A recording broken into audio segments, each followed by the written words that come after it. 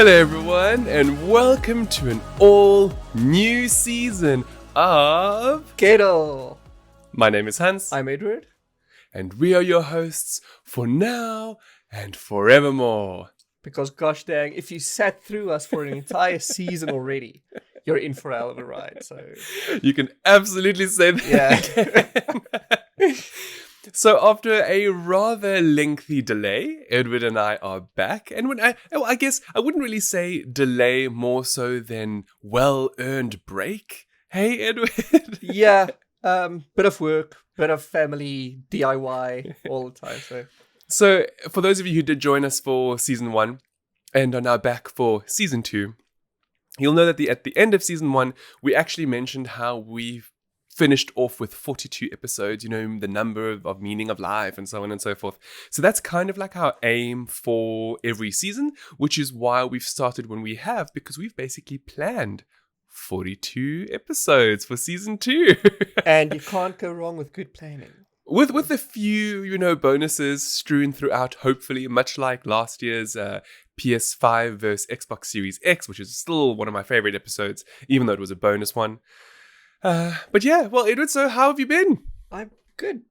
I finally it's funny. got I say this like we don't speak. Exactly, like literally every 2 minutes we send messages. But this is a show after all, and speaking of shows, I've seen these reality TV shows where people meet each other for the first time, and the cameramen are literally at the other side of the door, and they're like, "Hi, how are you?" So this is fair enough. Okay. Yeah. So it's like we know everything, but for you, our wonderful audience who are joining us once again, we're just going to give you a brief overview of how we're doing. So, Edward, yourself, I did ask, so go ahead. I've been good. I finally got proper meds, which has been killing the nerve damage in my mouth or whatever, and I can speak without going into cardiac arrest or whatever you call it. So that's nice. The pain is still there, obviously, but the attacks are gone. That's my health update. What about yours, Hans? So I'm obviously doing a lot better with my back. Oh, speaking of, I don't have it with me, but in a future episode, we'll speak about the portable massager that I have. It is glorious. Now, let me just say, it's not a vibrator. That's all I say. Thank you, for Edward for pointing that out so early on in the beginning of season 2, episode 1. Things have been good. We've all been, COVID is still around. It's 2020 V1. 2020 New Game Plus, I should rather say, since we're all adept at how to be better prepared for what is happening around us. We're keeping safe. It was a generally pleasant holiday, with the exception of people trying to break in, and then I had a run-in with the police. But we'll speak about that another time. Or not at all. Yeah, or maybe not at all, depending on what the lawyers say. No, it's nothing that bad, honestly, Edward, making it out to be so much worse than it is. All right, we actually have a lot to cover, naturally, given how we've had a 2-month reprieve. So there's a lot to get through. We're going to try not to rush too much, you know how it is. If you've been around for a while, Edward and I, we take our times talking about things, and I've just realized that I forgot to mention what GETL is about. So if you're a new listener, welcome to one of what we would like to think is the best place for gaming, entertainment, technology, and lifestyle, news, reviews, and information, and not to mention discussion on the internet. Exactly. All right, so straight into our reviews and previews. The big one for 2021 is the fact that we have, at Famous.com, officially moved to EGAD. Thank you. Finally. Okay. This is something that Edward has wanted for years now. For a long time we've discussed it. And if it sounds strange by saying EGAD, just to give you a really brief overview, is we've moved from scoring games with numbers to offering recommendations on the games we now review. And in that sense, the reason why we came to this eventual conclusion, and it wasn't, it wasn't just a random thought that we would do it. We actually spent a better part of 2020 thinking about it a lot and prepping it and discussing, would this be worthwhile? Should we do it? How would we do it? And then we actually started trialing it behind the scenes for several months. And, we're proud to say that EGAD is now here, and we believe it's a much better system because, like, take, for example, like very recently, there was a game that came out and the PR actually pushed out the scores from other, publications. And, there was one score for 85 and one score for 84. And, you look at that and you're like, what is that 1% difference? What does that mean? Is it tangible? And in a lot of our discussions over the last year, we realized it's impossible to attribute a 1% difference to something. Even a 5% difference is very, very difficult. What isn't difficult, however, is offering a recommendation on something. So, the way EGAD works, it stands for exceptional, good, average, and disappointing. Yeah. Meaning that if something is exceptional, that's what it is. It's exceptional. It's a must play. Spend your money on that shit because it's good shit. And, the experience is worthwhile and so on and so forth. And, we worked it out in the way, in the normal way people speak. Like when you talk about a good game, like it's good, like what else do you want to say about it? A good game is potentially a great game as well. But is the game exceptional? Then again, the game could also be average or it could be very disappointing. So that's the kind of terminology we went with. And we're quite happy with it so far. We've reviewed 3 games thus far using EGAD. Edward, I need to let you speak a little bit about this as well, because as I mentioned before, although I was partial to the numbered system, or rather, over the years of doing this, because we've been doing this for about a decade now, we actually changed from giving outright percentages to halves. So in other words, it was either 80 or 85, 90 or 95, or 70 or 75. We actually did away with like 72 or 63, those kinds of random numbers, because it was just like, how do you, really like attribute that? Edward, your take on EGAD. Oh, yes. Oh, wait. Just before you continue, we know it's like EGAD. That is actually like a legitimate word, like EGADs, Yeah, so it's an actual word, which is nice. After we actually came up with the acronym, we realized that it was a legitimate word. Like, so now we were like, oh, EGAD, they gave it a percentage score. 'Cause now we're like these famous elitist bitches.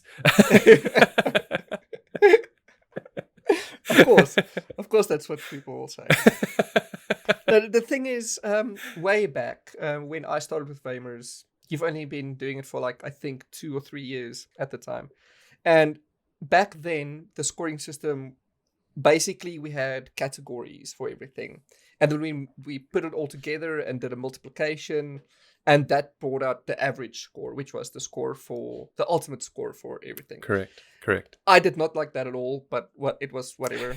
Then we moved to a more conventional scoring system, which I didn't also like, because I've also always been of the sense that you really can't attribute a score. Like, we've spoken about this in the previous season, and you really can't. It's difficult for me after I wrote the review to then go and think, this was a 70 or this was a 90. It's easy to say something is a 100 because I feel it's perfect, even though it's not. But look, we've spoken about that before, whereby a perfect score doesn't mean the game is perfect. Exactly. It just means that the experience is of such a high caliber, everybody should experience it. Exactly. But then you see, attributing a number to that doesn't make sense. Yeah. It's more a feeling. Yes. So now with EGAD, it's a little bit easier doing all of that, including the perfect scores or the flawless games or whatever you want to call it. Because exceptional. When a game is exceptional, I'll recommend it to anyone and everyone. It's probably one of those must-play games always. The way we talk about it is it's the kind of game that is consistently at the forefront of your thoughts. Yes. So whenever you're thinking about talking to somebody about video games, it's always the one that you're going to be like, oh, you should play that. You really should play this. Oh, it's so good. Why is it? You know what I mean? It's there all the time. Yeah, like for instance, earlier this week, just randomly, I installed Hollow Knight sometime between December and now on my system, and immediately got me thinking, Hollow Knight is an amazing game. Okay, I love it's the best side-scrolling Souls-like little platformer puzzle game you'll ever play. And immediately I went and asked Ian, "Have you ever played Hollow Knight?" Because he also does YouTube now on the side. And he's like, "No." And I'm like, "Well, that's sad because obviously you need to play it." That's an exceptional game. Full disclosure, I haven't played it either. Yes, so... which is also just as sad. And then a good game is a good game. Yeah, it's not exactly. exceptional. It's not average. It's good. It's something like.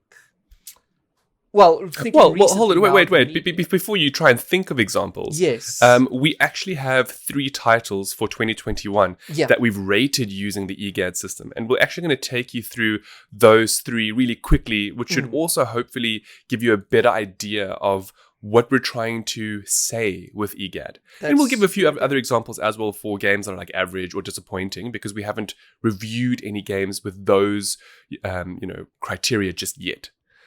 So first, it's the big one. It's the one that we all waited 7 years for. And according to the internet, it is a load of trash. Yeah. I am obviously speaking of Cyberpunk 2077. Now, in terms of the game, Edward did the formal review. But I played over 120 hours of this thing. So we're both well adept at speaking about it. And we both came to the conclusion that it is exceptional. It is an exceptional title. Yeah. Bugs and all. Truly. Yeah.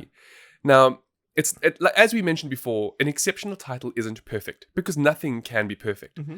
But in the sense of Cyberpunk 2077, I mean, how often do you spend more than 120 hours in a video game?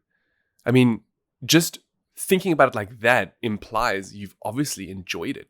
I mean, from my personal perspective, I thoroughly enjoyed Cyberpunk 2077. I did almost every single mission, every single quest. I grew to thoroughly enjoy the characters. Johnny Silverhand, and I'm now all of us. Oh yes, and all of them. I'm trying to think of right now, and I can't remember them all because now, of course, while I'm speaking on GETL, I can't remember like Judy and Panam and all of these other wonderful characters that are so fully realized. It's just a great game. Not to mention the world building. It's just incredible. I mean, I remember spending hours just running around looking for things. I mean, of course, doing quests, but just the world feels so alive despite how bad the AI is, at least right now.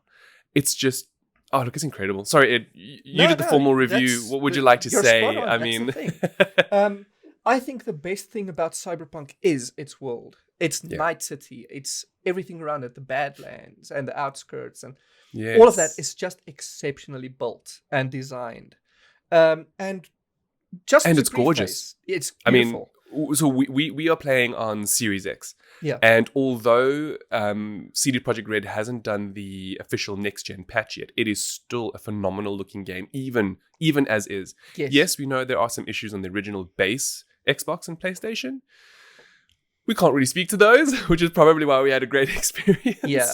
Like, the thing is, sometimes when you review a game, you need to take into account the overall user experience as well. And that includes people that also play the game on other consoles.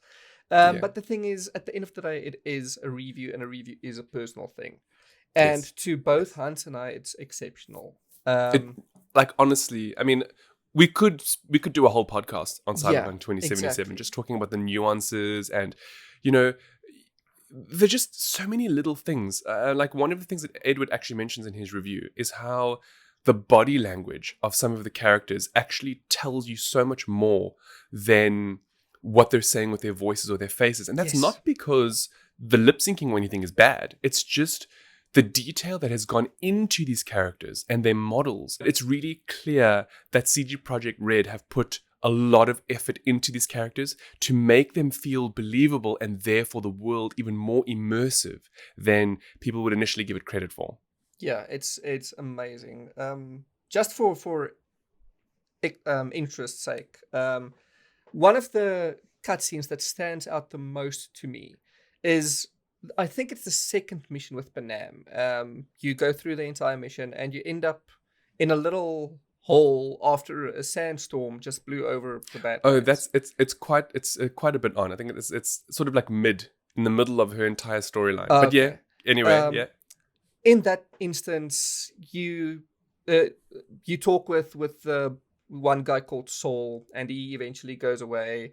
And he made this weird comment about her boobs, which is what I think sandstorms are called in the Middle East or something. I'm not entirely sure. I could be wrong.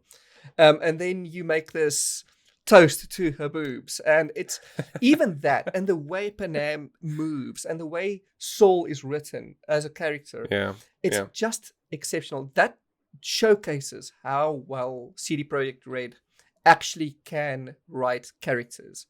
Now, I do recognize and appreciate that not everything's written well in the game. There are a few quests that I feel needed to be longer. Like a lot of Takamura's quests felt rushed in a way. Not just him, also, and Jackie from the very beginning. Oh yeah, that entire beginning. The prologue was really good, but then all of a sudden there's this weird like time lapse. Yeah. So like, you start the game and then what, like 7 years go past or something ridiculous. 7 months or something. 7 months, I don't know, something to that effect. And you're just like, it would have actually been phenomenal to have played through that. Yeah. Merely because, not to make it spoilery or anything, but Jackie doesn't last very long. And depending on how you play the game, you either have a really big attachment to him, which was in Edward's case, where he actually almost basically cried when a certain thing happens in the game.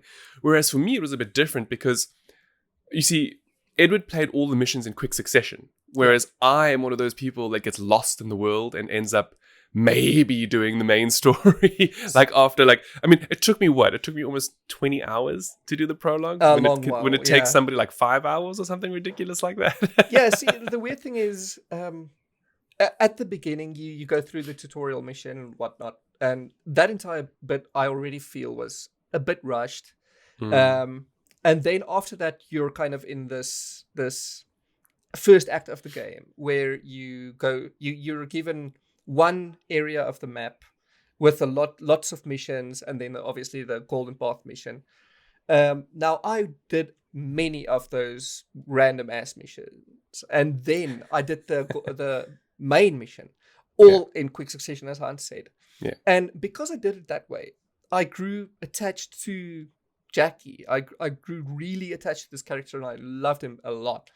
And then the thing happened, and it broke Edward's heart. And it's not many times that games do that to me. Okay, I like to get engrossed in a game, and when stuff happens, even though a game's crap, I'll sometimes just be affected by it. I played it at like 12 o'clock at night, and I sat there crying in the living room because this happened now, and I kind of knew it was going to happen, but yeah, that makes a game exceptional. You're giving me flashbacks to The Last of Us 2 discussion. I've actually forgotten which episode it was, but if anyone is keen, go check our season 1. We actually really went in depth into how it made us feel. Yeah. And it's been a very long time since I actually ugly cried in a video game, and that was The Last of Us Part 2 for me. Yeah, so yeah. Well, look, if you would like to learn a little bit more about the game, we will link to the review in the show notes, so by all means, please go and read it up, because we do have a lot to get through, and as much as we would love to just keep talking on one thing, for those of you who are aware of GETL, we often link, we do as much, we speak as much as we can on the show, but also we link to the stuff if you want more in depth. Because we like to cover a lot of topics, but I like to keep it interesting. So now there are 2 more games that we reviewed with EGAD, and Edward, take it away with The Medium, which is actually, I think it's one of Microsoft's first exclusives for 2021. Yeah, so The Medium, it's technically an Xbox platform exclusive because it's available on PlayStation, Steam as well. Sorry, look. When we say exclusive now, yes, we were talking about the platform, because we've previously discussed in season 1 as well that Xbox is a platform now. It's not really yes, there's hardware, but we mean that Microsoft is so focused on Xbox as a platform versus being a singular device. So the exact opposite strategy to Nintendo and Sony. Exactly. Yeah. And now the Medium is a game from Bloober Team, which made Layers of Fear. They made Blair Witch more recently, and the Medium is a good title in the sense that it's actually amazing to play, and everything gels, or everything about the game, it gels together so well. But there are unfortunately just one or two things that take it away, like caveats. That's it. Hans mentioned to me that very early on in his playthrough of the game that the animations absolutely suck. It's and so bad. It really is super bad. It's like so in my review, I compare the game to something like the classic Resident Evil games. Resident Evil 1 and 2 before the remakes, and it feels like the animations were stuck in that era almost. As if the stuck camera angles weren't enough, right? Exactly. Now, for one, I do like the fixed camera angles because it the way the game works, it just works at the game. But then you have this weird. It's not tank controls like the original games, the Resident Evil, but you've got the camera angle with the modern controls, and then you have to go through this little labyrinth and figure out how to get through it. Before we keep going on, so the Medium it's a psychological horror. Yes, and it's in the old style vein of original Resident Evil games. So that's what we're talking about, and why when we say that the fixed camera angles, creates a level of like anxiety and fear that you don't normally get. Yeah. And it basically focuses on a lady called Marianne, who is a medium, hence the Medium. She's the medium.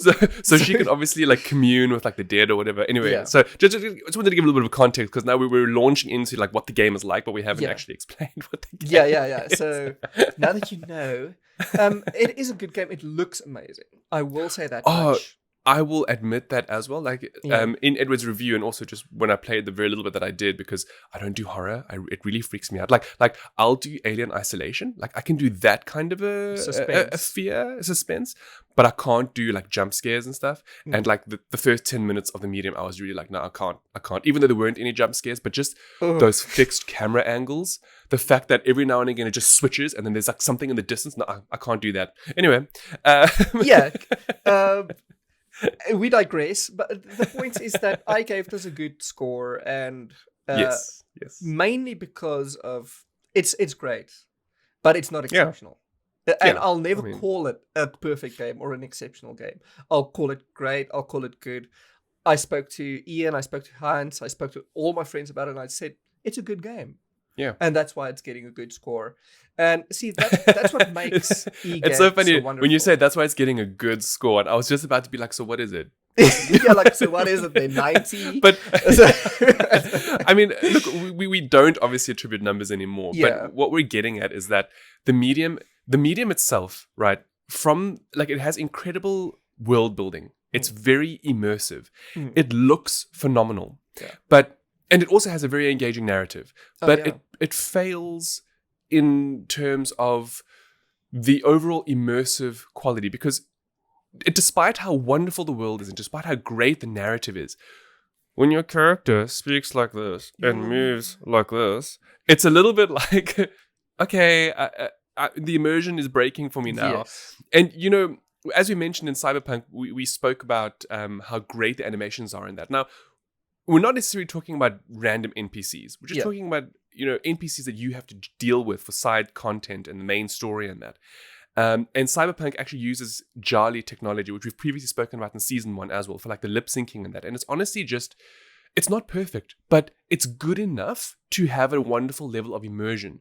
Whereas the Medium, that's its major drawback. Yeah. When Marianne's face doesn't move when she's talking, you're like, well, you're losing me here. And in addition to that, Edward, you wanted to mention the voice acting. Yes. So the voice acting, it's weird because I know this is a Polish game. Okay, fine, whatever. It's set in Poland. Okay, well, fine, this is whatever. it. It's not just a Polish developer. The bloody game takes place in Poland. In Poland in 1999. Okay. Cool. Fine. We all know this. Now, it's one thing to make all the voice actors either American, because that's what many games do, or British, because that's what many games do. But it's another thing when Marianne speaks with an obvious American accent. And this Thomas guy speaks with an obvious American accent. And then everyone else, they are obviously American, but they're trying to do their best at mimicking a Polish accent, which is easy to YouTube and Google. And it sounds fake and it sounds bad. Now, the narration itself is good. Don't get me wrong. The story is a bit cliche, but it draws you in. It's good enough to hook you. And then you get characters, especially later on when the secret organizations come into play. It's just so bad. It's not good. It's honestly not good. It's a drawback. Okay, but those are just a few caveats for what is otherwise a very good game. Yes. It looks exceptional. It sounds exceptional. That's the soundtrack. Oh, but hang on. Good. The biggest thing about it, which we haven't even mentioned yet, is the fact that it's two worlds at once. And that's actually what makes the game so incredibly unique, Edward. Yes. Yeah, I forgot about that. So, in the medium, there's the real world and then there's the spirit realm. Yeah. And they take place at exactly the same time. And what will happen is while you're playing as Marianne and going through the levels, sometimes you'll interact with an object that will cause Marianne to spirit away to the spirit realm, I suppose. And when that happens, the image actually splits on the screen and you actually can see both at the same time. It's actually an incredible technical accomplishment. And for anyone who's curious about the tech involved, definitely check out Digital Foundry's video on it because they do a superb job of breaking it down. And it leads credence to the fact that the Series X is a legitimately powerful console, given that it's able to run this game at such a high visual fidelity, even though it's basically rendering the game twice over at every one point in time. Yeah. Now, well, speaking of horrors, well, not really horror, I suppose, but like suspense. Edward also recently reviewed Little Nightmares 2. Yeah. Now, Little Nightmares is a weird one for me. I really liked the first game. I really, really liked it. The issue with the first game was that it had very little story. Well, that's not the issue. The issue is that the developers decided to add the story in by doing an extended universe thing where they put it into comics and they put it into novellas and so I see. there is this entire world and this entire mythos that you can read about and find out about this. Or that you can totally miss if you don't do the extra reading. Exactly. So the game itself is very good. Okay, now I know I'm going on about Little Nightmares 1, but you'll understand in a minute. The game is good. You've got the platforming segments. You've got the characters which are very likable, I guess is the term. And you go through the entire story and the game ends. Now you've got Little Nightmares 2, which doubles down on every single aspect of Little Nightmares 1. It's got the gameplay. It's got the lack of story. It's literally the same game, just double down. And where number 1 was exceptional, it was a good platformer with the caveat that you don't have the story. The fact that it's the same with number 2 irks me, and they shouldn't have done that. I feel like they should have listened to all the critics and they should have put more story in, and they didn't. That's the one problem I have with Little Nightmares 2. I see. I do actually understand what you're saying there. So, so basically, they made the same game without making the same game, if that makes sense. But I mean, I suppose, I mean, the argument could be had that was done in order to well, first of all, make it a franchise, right? Mm-hmm. So you know what to expect going into the second one versus the first one. But I suppose your main point of contention is how they didn't improve on the narrative element. So, the stuff that works in the first game naturally works and has been expanded on in Little Nightmares 2, but it would have been nice for them to have embellished the narrative. That's basically what you're saying. Yeah, because the stuff that doesn't work in the first game is also in the second. which is basically just that. Something that I thought was very interesting in your review is you mentioned how it seems like this genre of suspenseful horror is quite apt for side-scrollers. I think so. And the funny thing about that is that it's actually very sparse in the same breath. Because you've got Limbo, you've got Claire, you've got Inside, which is the sequel to Limbo, and you've got Little Nightmares. Please name any other horror or suspense side-scroller. I can't. You see, so this is the interesting thing, because of the games you've all mentioned, weirdly enough, you know how we just spoke about the Medium with its static camera angles? Yeah. These have technically static camera angles. Because you can't, it's not like a 360 throw around. You just have a one solid 180 view, despite the fact that you can move. Yes, but it's still only 180. Yes, exactly. Yeah. Yeah, that's very interesting, actually. Yeah, and they're all, and I think what makes it even more interesting is how these games are all good. Yeah. So they're not average, they're not disappointing. Some are exceptional, but they're generally quite good. Yes. So it's a decent genre to get into, I suppose.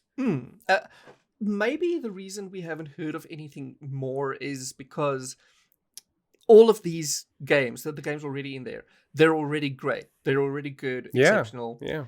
And it's developers, I guess, just don't want to enter that space. or no, actually, no. You know what this sounds like to me? It sounds like the Souls-like genre.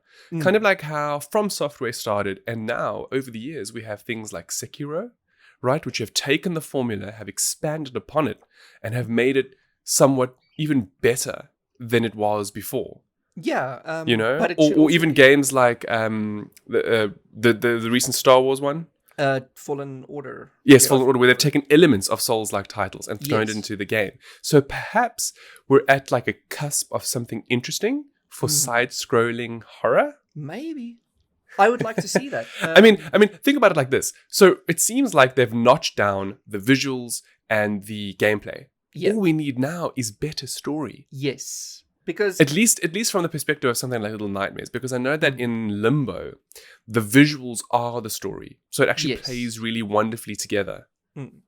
See, and that's the thing. You could say the same for Little Nightmares 1, but then you get comics that say something entirely different, and that's how I know the visuals aren't the story in this one. Yes. And it's just a bit disappointing in that regard. Otherwise, the game has amazing atmosphere. The gameplay elements are. It's very a good game. Yeah. I'm just a little bit disappointed about certain things. But still, how much covered. Okay, but like getting back to EGAD, sorry, I don't want to that sounds so much better to say. Oh, it's a good game. Versus me being like I mean, no, yeah, exactly. Not, I mean, like if let's say you're talking to people, right? Like, yes, maybe every now and again you'd be like, oh, the game got it's an 80 game. I don't know. I've never actually heard anybody say that before. I've only ever heard somebody telling me that the game is good, bad, average, or great, like amazing. Exactly. So now we can attribute this to our real life conversation as well. So there we go, GETL fam. Welcome to EGAD, which we're going to be using for pretty much everything going forward. So actually, weirdly enough, like I said before, we actually did it the whole of last year. When we spoke about the things that were the movies and the TV shows and the games, we never said, oh, it's about a 60. We were just like, oh, the game, that's good, or you should watch it, or don't watch it, don't waste your time, or play this, or don't. Anyway, you get where we're going with this. So we don't need to go on that anymore. I see Edward's face is ever so slightly confused because I've actually removed a whole lot of content that we were going to talk about, namely because I'm watching the time, and as always, we are well over budget. We're just rambling on. So stay tuned to next week for some more information on movies and TV shows. We're going to dive a little bit into especially some local stuff. So if you are interested in locally produced shows, which I'm generally not, but I will say, and weirdly enough, on the topic of horrors and suspense, it is a show in that vein. So if you're interested to know what I'm talking about and what I think of it, definitely tune in next week. Well, not just myself, Edward as well, since we both have preview access. Yeah. Now, speaking of movies and TV shows, Edward recently put together a very cool, I guess, not necessarily retrospective, but a featured piece about dead movie franchises that need video game adaptations. And 90% of the stuff he had on that list, I never would have thought of. That's the thing. You don't think about these franchises. Well, I mean, but this is the thing. Like, if you're not thinking about them, is there still money there? Like, is it still worth? That's my hope. And that's the angle I went with this. Just let me preface this with saying, do you have any idea how difficult it is to find franchises that may possibly be dead and to talk about them? Because like I'm because searching everything's for a been franchise. rebooted, right? Exactly. That's why. Everything is getting reboots in some way or another. And so I'm searching for Dune. Then I remember, oh shit, there's a Dune movie coming. Then I'm searching Blade Runner, and oh no, that We just has had an anime that. coming. Yeah.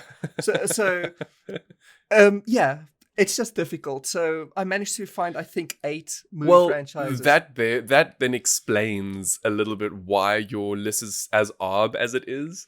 And even then, it's really funny because the very first dead movie franchise that needs a video game adaptation that is on Edward's list has actually just in the last 2 weeks been announced by Marvel, and that's Blade. Yep. So originally the idea was to go with seemingly dead franchises. Which is why I put Blade first. Because Blade's been announced. Everyone went haywire about the announcement, and then it fell silent. And now entire Reddit posts still exist and are still being updated about Blade not being a movie anymore, a thing anymore. So I thought it good enough to insert. So this list is all about how you can take this seemingly dead movie franchise and turn it into a new game. Give it a soft reboot. Like Alien Isolation. And but come on. Okay, so, I mean, I know you're talking about Alien, and we all just forget Prometheus exists as a film. Same universe, definitely not the same kind of, we don't need a game about Prometheus. Yeah. Anyway. Alien Isolation was actually it still is phenomenal. And I'm actually so sad that the teams behind it no longer exist. Yep. They're no longer together as a studio, because that game is a cult classic now. It literally captured. Now, I've mentioned before how I don't do horror, and yet I can do suspense. So I was able to play fully throughout Alien Isolation from start to end, and I loved it. Now, this is in stark contrast to how I couldn't play Dead Space. Because that has jump scare, I know that Alien Isolation has jump scares, but generally you can hear it. You know it's coming. It doesn't just randomly happen, with the exception of those androids on the floor, which used to give me heart palpitations. But and at the end there, but okay, so we're getting off topic a little bit. Actually, on Edward's list, he has. We're just going to speak about a few of them, just quick. He has Police Academy, Starship Troopers, Rollerball, we'll get back to these, RoboCop, National Treasure, The Descent, and Die Hard. Now, I'll be honest, I can see why some of these are on there. I could totally have a John McClane Christmas special video game. I would be on board for that kind of Christmas special DLC. The thing is, you mentioned Alien Isolation. Now, still on that topic, actually, in terms of The Descent, so all of these movies Hans has listed, I also mentioned how I think they'll be best suited to video games.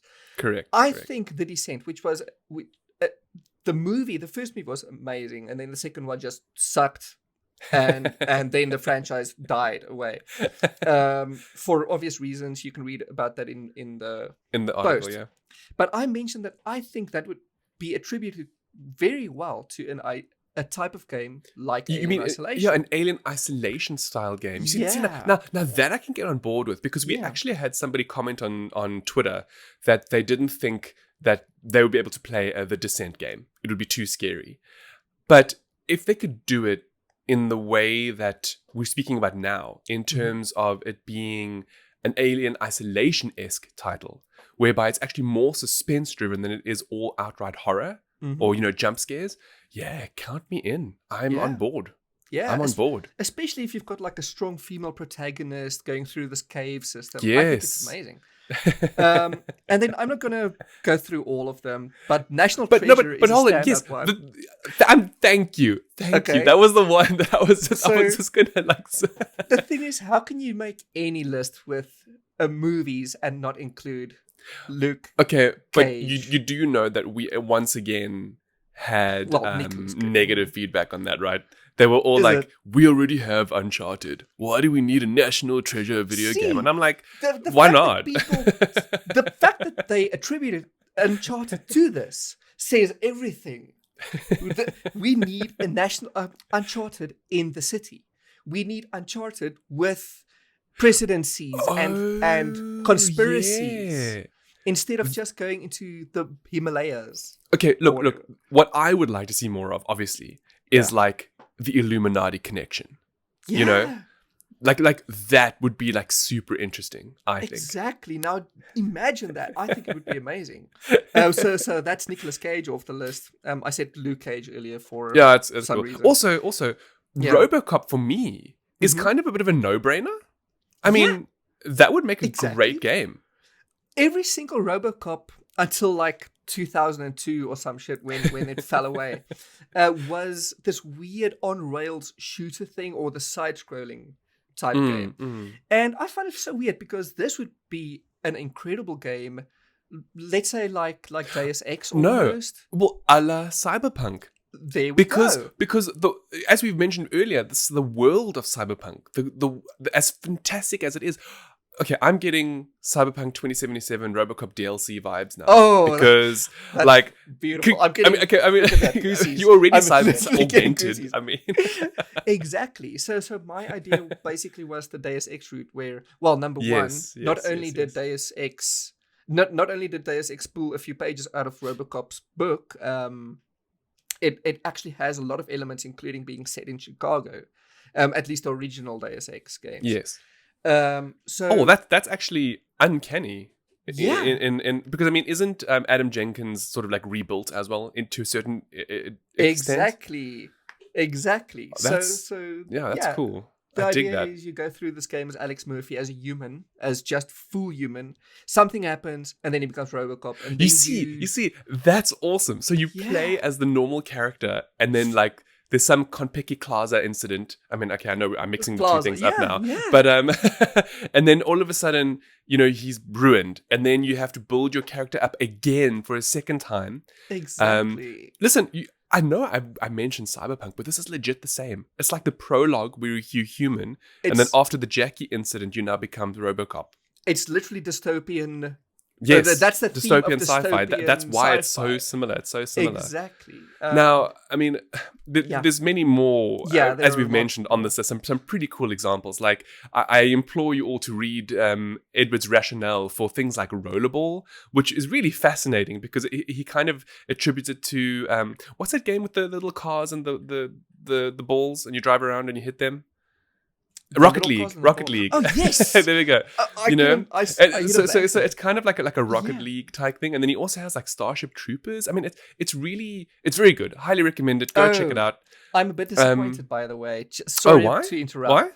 Because I found out literally in the last few weeks, Starship Troopers are getting is it being rebooted? The franchise is getting a new game. Oh, and it's not the way I wanted it, though. Okay, well, I mean, is that ever the case? No, it's an RTS, so. I love RTS games. So I'm excited now. Okay, but let me leave this segment on this, Hans. Doom with bugs. Okay, that's a lot better than RTS, I suppose. Yeah. Just saying. That's all. Well. Look, we'll link to the list below. Go and check it out. As Edward knows as well, before we continue, and I know he said dead movie franchises, but a really thriving movie franchise that I believe needs more games is Jurassic Park. Okay? Yeah. I want, and I've mentioned this before on the podcast, I want a Trespasser revival. Yeah. Okay, where you somehow accidentally you crash land on this island and you now have to survive with all of these dinosaurs and then make it off. Like, Yeah. or that idea that keeps floating around every couple of years, where it's an RTS. You build up a park, and then when it all goes to hell because the dinosaurs are escaping, and then turns into a first-person shooter. Give me these games. Give us these games, please. Now, with that on the mind, I have to speak about a all new movie that's coming out to HBO Max, and it's Kong versus Godzilla. My love for dinosaurs. You know where I'm going with this. I have to pose this question to all of you who are listening. Kong or Godzilla? Which one is the preference for you? So basically, if you say Kong, you're wrong. I'm just saying. But please let us know what is your... Basically, the options are simp monkey or badass dinosaur. Yes. Thank you, Edward. Thank you. And if y'all don't know which one is the right option there, please unsubscribe. No, I'm just kidding. Yeah, please don't. But you can bitch and moan to us on Twitter or something. Yes. Okay. Now, with this in mind, it's obviously making the waves, and people have been talking about it, and we will naturally watch the movie when it's released. I think in March, and we'll offer you our thoughts on using our EGAD system. But I just wanted to speak about it a little bit because I actually found out some additional information about Godzilla. Now, I've been a fan ever since the 1998 film. That's obviously giving away my age because, Edward, were you even alive at that time? 1988. No, man, I'm not that old. 1998. Were I even alive during that time? Yes, you were. You were like 7, right? Let me think. I vaguely remember. I have like PTSD about DuckTales and. Okay. Anyway, I was obviously a young child at that time, and I really loved the movie. I loved the Godzilla. I loved the fact that there was this huge marketing campaign around it, and you didn't know what Godzilla looked like until you watched the movie. It was just, and I loved that redesign. I know that there are a lot of purists thought that it was rubbish, but I thought it was amazing. It was so sleek and more like a dinosaur than previous designs, the previous kaiju designs used to be, right? Anyway, the reason why I'm obviously now Kong versus Godzilla is coming up, and the design has totally changed again, and it looks a little bit shitty, to be perfectly honest with you, judging from the trailers. Although, they're trying to be coy and hiding Mecha Godzilla, which we know is in the background somewhere. And we have a feeling that what's the bet that Godzilla and Kong are gonna fight some other third beast, or maybe Mothra is gonna be around / Martha. I don't know if anybody's gonna get that joke. Probably not. Thing is, because Mothra is the mummy of Godzilla and Kong and all of the beasts. See, I think Nova Godzilla is going to... I think Mecha Godzilla is going to become Nova Godzilla in this movie. It just looks looking at the trailer... Either way, it looks terrible, but I have to watch it. So I think a lot of people feel the same way. Now, what I wanted to just talk about quickly is I found out some unique facts about Godzilla. And the main one is actually how Godzilla was a metaphor for what happened to Japan at Hiroshima when America actually nuked them. And it has to do with how this creature, which with obviously nuclear radiation, has come out of the ground or the ocean or whatever the case is, to decimate Japan. It's an allegory for the nuclear blasts. And what further compounds this is the fact that it turns out that Godzilla's scales were actually not scales. They're meant to be keloid scarring from nuclear radiation burns, which is really, it's awful. It's terrible. It's sad, but it's incredibly fascinating. Yeah. And yeah, I had to just bring that up and talk about it, because if there was ever a game that needed to come out, I would so love. Do you remember back in the day? I think it was called Rage. With it had like giant, like it was velociraptors and like like Godzilla-like creatures and Kong, and they would climb up the buildings and then they would fight each other. Oh yeah, that was Rage. Yeah. So I could love seeing that again. Like a more of a modern variant. There is a modern variant, Hans, and it was a mediocre ass movie starring The Rock Johnson. No, man, I'm talking not about, I mean, a video game. Okay, cool. Anyway, now, naturally, when we talk about dinosaur-related topics, and Edward reminded me of this the other day. So, like, in addition to talking about Godzilla now and wondering about what he means in terms of the skin and that, I mean, who else has wondered what Godzilla might taste like? I have. Not so much Kong, because, I mean, we already eat apes and stuff in the real world, but Godzilla, this mythical, nuclear radiated creature, probably died from if you had to eat him, I would imagine. Yeah. But the reason why I'm speaking about this now is because we've also mentioned this before. I forgot, it was in episode 3, in season 1, where we spoke about mermaids, and then we postulated, what do mermaids actually taste like? Well, during that discussion, we also wondered, what do dinosaurs taste like? And, ladies and gentlemen, I have a absolutely exceptional resource from YouTube, which goes incredibly in depth to what a velociraptor would taste like. Now, unfortunately, it's not the velociraptor we've all come to know and love from the Jurassic Park series, because as we all know, those are Utahraptors and not actually velociraptors, which are much smaller. I won't go into any more of the detail around that. Let's just assume that they look like the ones from Jurassic Park. Anyway. Yeah.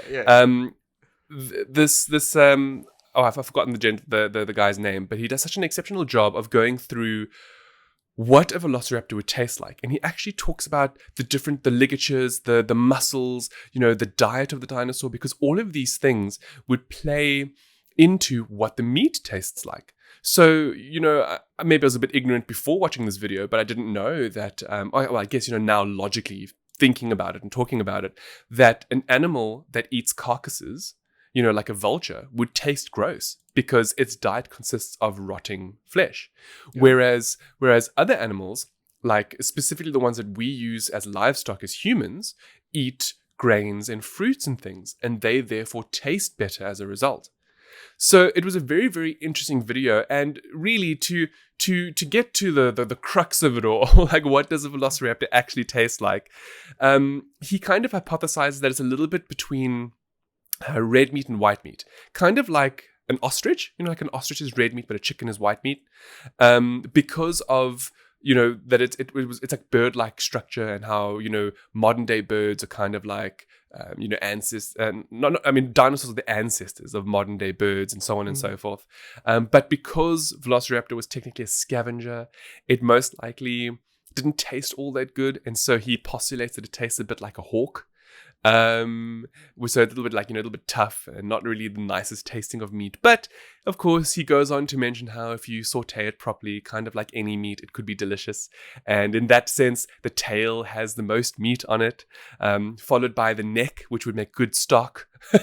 Yeah. And it's just an incredible video about what a velociraptor would taste like. And I suppose because of my love for dinosaurs, I was enraptured by it. I needed to know, and so I listened to the whole thing, and this is where we are. So what does a velociraptor taste like at the end? It basically, everything tastes like chicken, right? It tastes like tough chicken. Let's go with that. Tough chicken that eats rotten things. Yeah. So a little bit more pungent. Let's go, I guess. Yeah. Look, it was just a fascinating video, and specifically when he spoke about like the muscles and the tendons and that, how they just... Wow, he really goes into detail about white flesh and red flesh and darker meat. It's just fascinating. Now, with muscles on the mind, as Edward knows, I've slowly gotten back into gymming a bit to feel a bit better because of the back issue that I had last year. And I came across an incredible resource that I'd love to share with all of you, for anybody who might be interested in, going to the gym or working out. And it's called Muscle Wiki. I suppose, talking about it now, it's kind of like, duh, there's a wiki for everything. Exactly. Right? But, I never figured, or I never thought of looking up a wiki specifically for working out. And I can't remember how I found it, but the Muscle Wiki is just exceptional. It's this very cool website where, if you go to it, it starts off with the human body. You see the musculature of the body, the front and the back. And what you do is you click on a muscle that you want to, make bigger, like your glutes, because everybody wants a thick ass. And, when you click on that, it shows you all the exercises that you can do, and it gives you GIFs, not GIFs, Edward, that that it gives you like actual written instructions on how to do it, as well as GIFs of how to do it properly.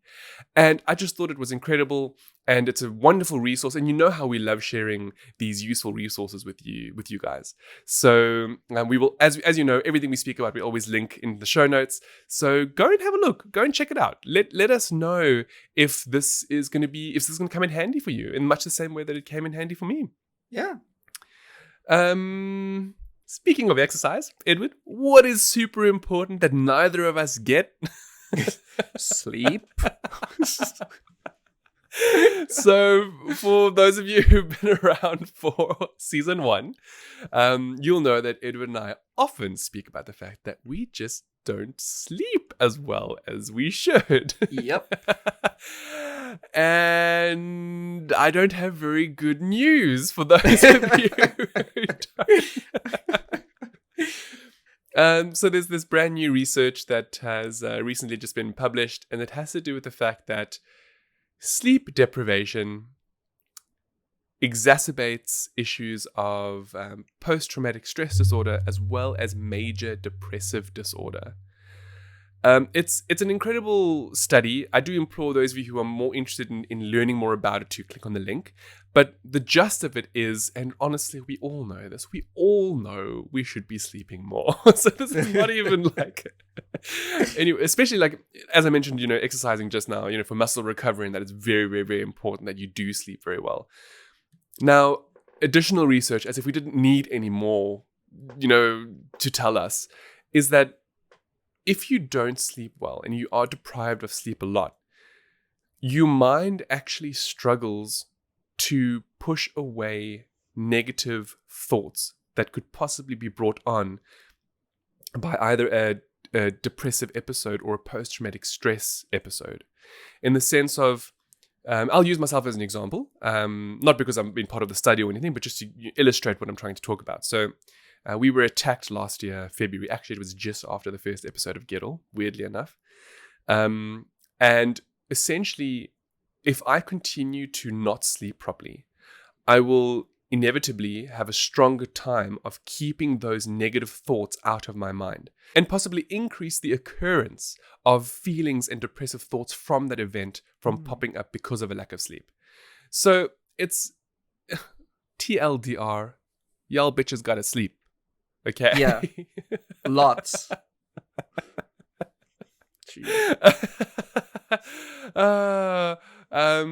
Now, with sleep on the mind, and obviously if you don't have enough of it, it might, bring up some traumatic experiences like turning to porn. NSFW. Okay, fine. Stereotypes aside, because just because you're doing porn doesn't mean that it's you have some sort of post-traumatic stress disorder or whatever the case is. But daddy how issues. The stereotypes go for people who have mommy and daddy issues. So anyway, this is leading into our NSFW section, which of course you should have heard the jingle by now. And one of the first topics is how there are a variety of athletes that you might not have been aware of who have turned to le porn. Which is fascinating to say the least, actually. It is because, there is this taboo that if you do something like that, then you are somewhat less desirable from the perspective of being sold to the public. And by that I mean, people who do watch like WWE, kids shouldn't be watching UFC, but WWE is generally a family sport that everybody can watch. Now, if you have somebody who does this kind of thing behind the scenes, possibly for extra income or just because they're well endowed, I guess it would be difficult to then sell them as family friendly. Maybe. Right? I don't know. Especially of a reality talk show like Hulk Hogan, for instance. Okay, but you see, so this list features Hulk Hogan on it, but it's not like he chose to do it for money, I don't think. I think wasn't his like a leaked video? Yeah, but the thing about leaks, and reality TV. Whereas Sylvester Stallone was legit in a video. Just saying. That wasn't a leak. He was legit getting money for that. See, that's the kind of things I want to see and hear about. Gosh. Anyway, some of the three most notable people in this list, and obviously you'll link below, and you can go and read about some of these other people that I've never heard of before, because I don't really have much of an interest in UFC or WWE, but for those of you who listen, you might. They're China, which I know Edward was super shocked about. Yeah. From WWE. And then Kai Green, who is like a really awesome bodybuilder. I had no idea that he dabbled in sexual exploits. Oh my gosh. Edward wants us to start an OnlyFans. I don't know who's going to be subbing. See, that's a soft sponsor segment, just so you know. We might be doing it before this episode goes live. Anyway, carry on. Well, we've now spoken about these people and what they might do, and you can check the link for even more detail into it. But really, where this is really leading us, this was just an opener to some really fascinating topics that Edward is now going to take us through. Ed? Yes. So, speaking of the whole porn thing, obviously, we all know how babies are made. Okay. Oh, do we though? Don't you want to give us a... So actually, we thought we did. For the longest time, the cliche and the story goes that your mama and dad are doing something. They're wrestling in bed. What? You don't get delivered by a stork? No? Did you not know? Yeah, hot off the presses, Hans. And obviously, stuff happens and semen is... Edward, please. This is NSFW section now. So basically, the vagina the sex happens. And the penis... What? Anyway, we assume y'all all know the details, obviously. Yeah. If you don't, we have actually posted previously excellent resources in season 1. Yes. We'll probably link them below again in any case, just in case. But yeah, Edward found something along the lines of the lady picks, or the lady's body determines whether you are the chosen one. Yes. So, turns out you were whole the fastest. New meaning to the Matrix and Neo. sorry to inform you, but you were not the fastest or the first. You were chosen. See, so you could feel even better about that.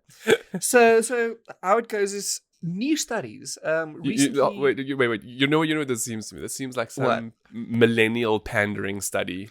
It really does. It really, really does. But listen, the more we know about the body, I guess, the better. Because it couldn't be the strongest and the fastest. No. You had to be picked. You're special. Yeah, screw all the others that weren't picked, right?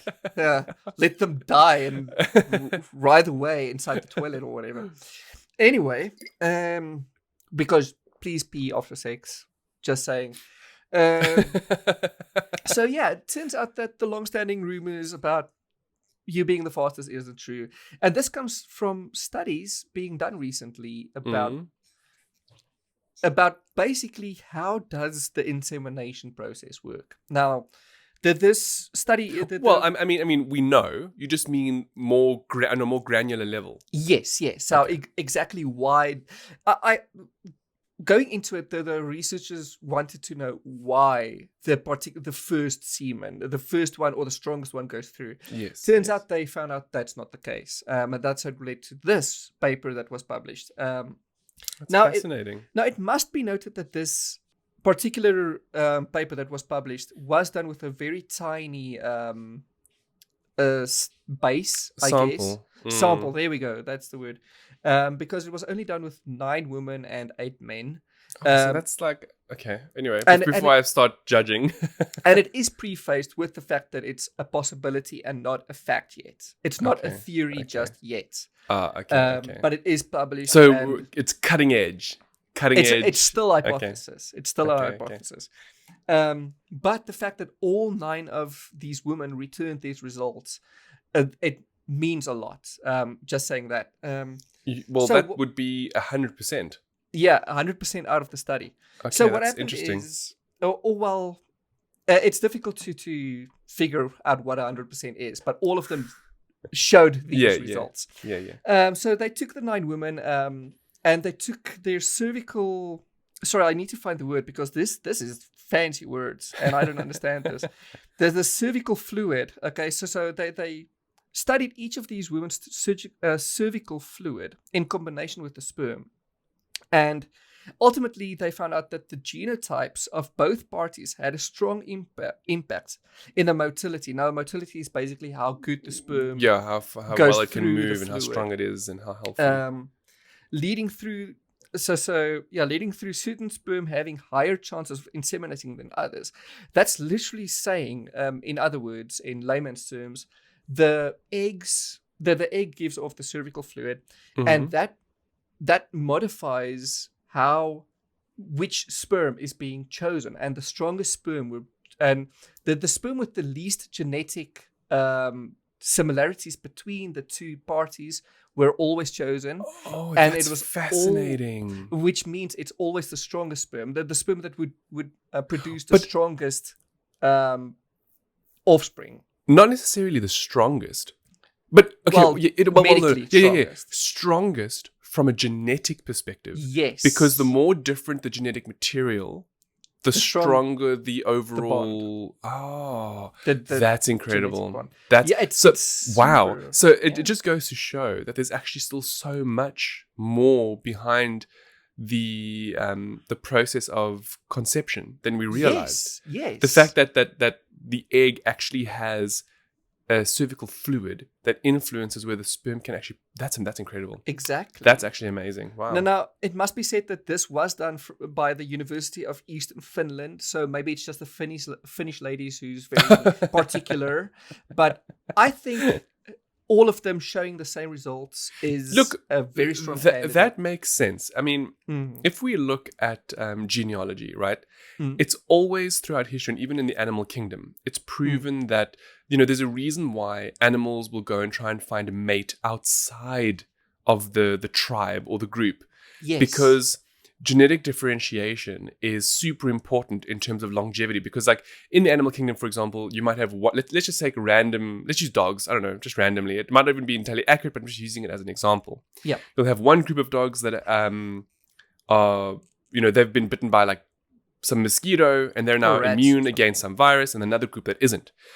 By getting one dog from the one and one dog from the other and getting them to mate, the offspring is now stronger than the previous offspring from the group that didn't have that genetic code, yes, to be prevented against the disease. So it's incredible. That's phenomenal. That's literally how dog breeding and animal breeding works. So you're spot on. No, but I mean, that's incredible to know that it happens on such a microscopic scale in the human body.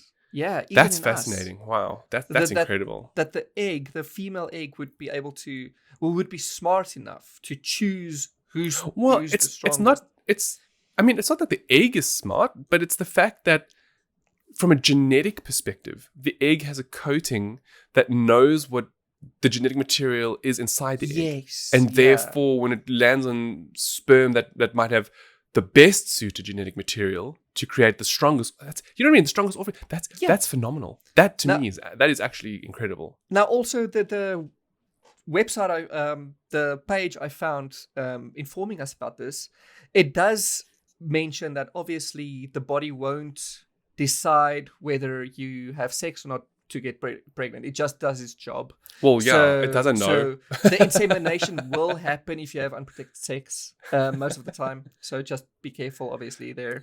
Well, you're talking about like eggs and stuff. I know this is weird, but it's making me think of breakfast and like some bacon and eggs. Listen, I am also very hungry. Well, that's now leading on to the nutritional value of le sperm. Yes. So, ladies, men, the hot topic online is always, and amongst the Reddits and the forums, it's always whether do you swallow or do you spit? That's the big question we've all been asked and in school and thereafter. And it turns out that there's this myth, or at least I didn't believe it as a myth because I read it on the top websites like askmen.com and all of those, that that sperm is, or semen at least, is a good, which is the entire encompassing, including the sperm.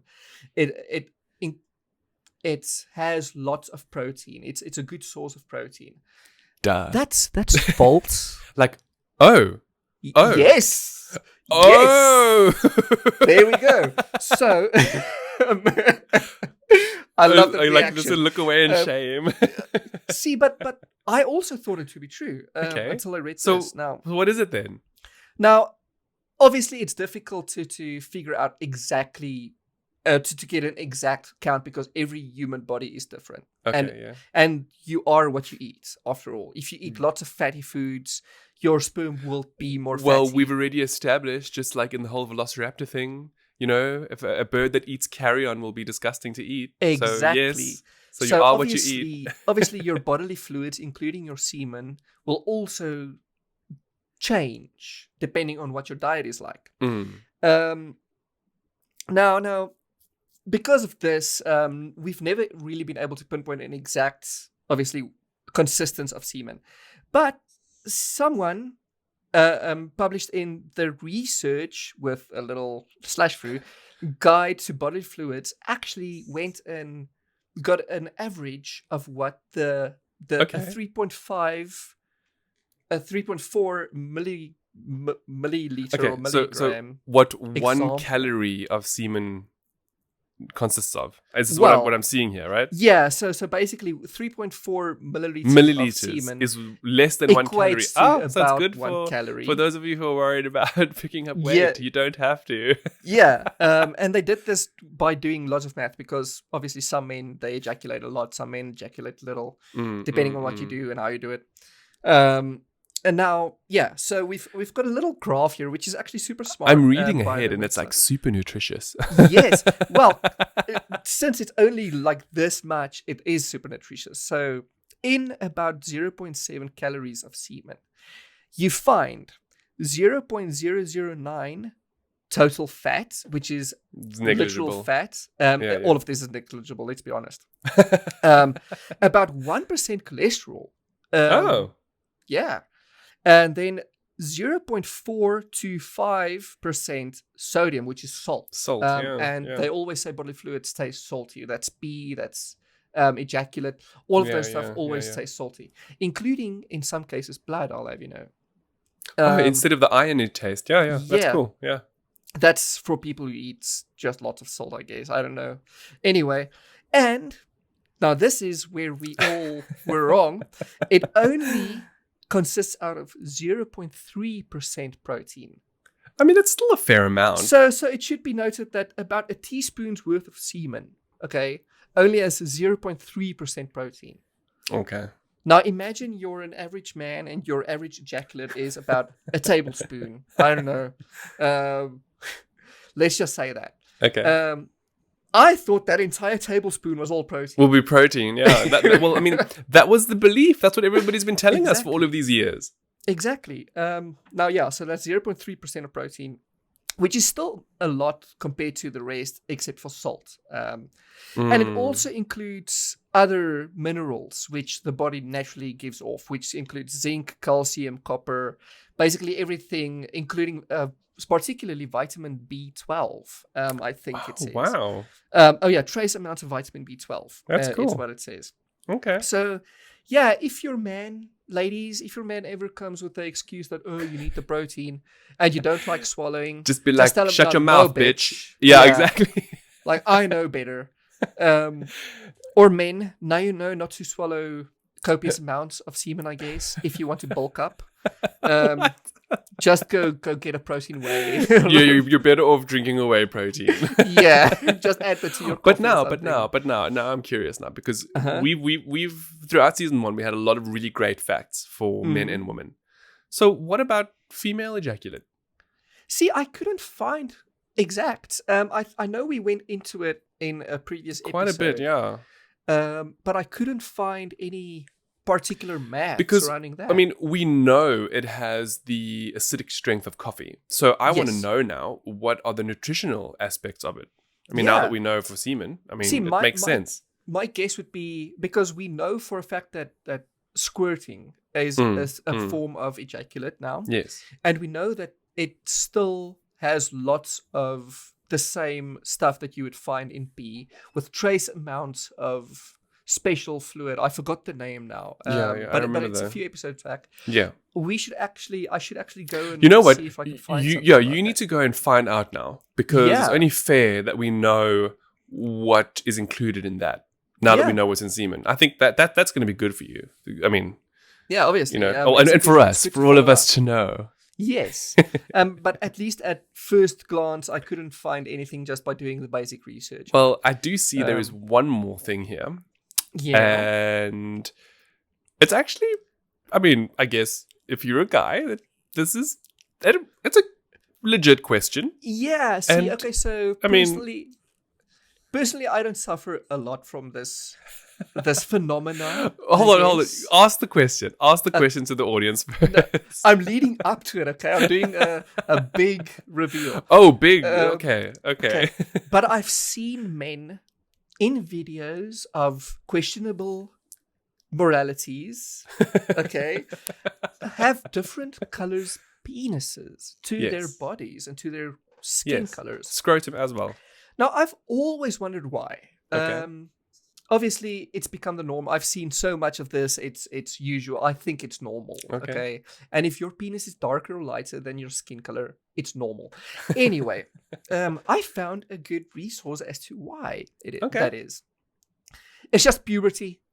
It's just literal. Is that it? Yeah, it's literally it. When you go through puberty, your body gives off That was so anticlimactic. I know, but it's interesting. I find it so fascinating. You built this up like you thought you were going to tell me, it's like the iron that you consume or something. No, it's not.